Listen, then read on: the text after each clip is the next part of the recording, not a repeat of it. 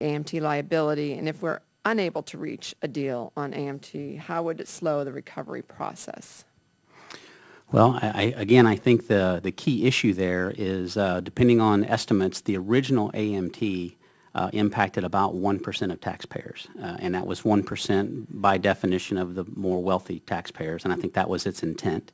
Recently, estimates, particularly in states like New York, New Jersey, California, who have a higher state income tax, as many as 8 to 10% of taxpayers are affected by AMT. And how many of those are small business owners? Again, back to my one of my original comments, the thing that scares me most about the impact of this exemption on small business is all of them have to do the calculation anyway. Even if it doesn't have a revenue impact to the Treasury, still causes a drain on the small business because they're having to go through the process.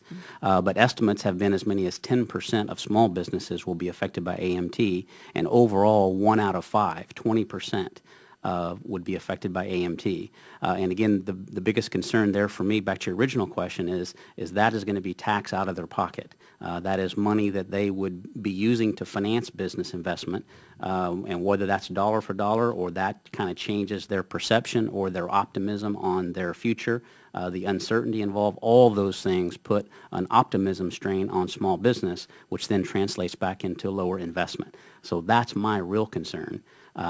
Uncertainty, but then also having the exemption amount being the only thing that's changed. It's only going to capture people in the lower income levels anyway, which again wasn't the original intent of AMT to begin with.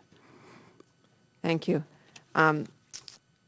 Faraci, the biodiesel industry is clearly facing challenges in the current economy, but despite these obstacles, I know you're very aware of the producer in my district, Lake Erie Biofuels, who's actually now changed their name, but they are finding a way to thrive in this really tough business conditions. Can you maybe elaborate a little bit on the role of tax incentives in the successes of firms such as Lake Erie Biodiesel? Sure. They have done a fantastic job, and when you talk to them, they have a business model that is utilizing some feedstock that other providers own, and that's a huge component of the input costs. And they make a quality fuel. The state of Pennsylvania as well has done some good things at the state level to promote biodiesel use, which is building a market there. And we have several other biodiesel producers in the state who are weathering what is a pretty difficult storm for the industry right now. All that said, the tax incentive still plays a key role because it is performing that role in the marketplace of making biodiesel price competitive with conventional diesel fuel.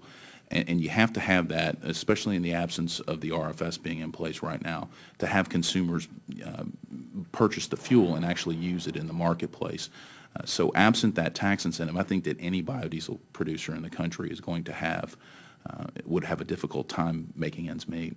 Do you think any of them would be able to survive in the long term if there was not the short-term tax? I think that you would see people, to the degree that you couldn't claim the incentive. I think you would see people start to mothball their production facilities and waiting to see if the incentive were to come back. But if it were to disappear for a long period of time,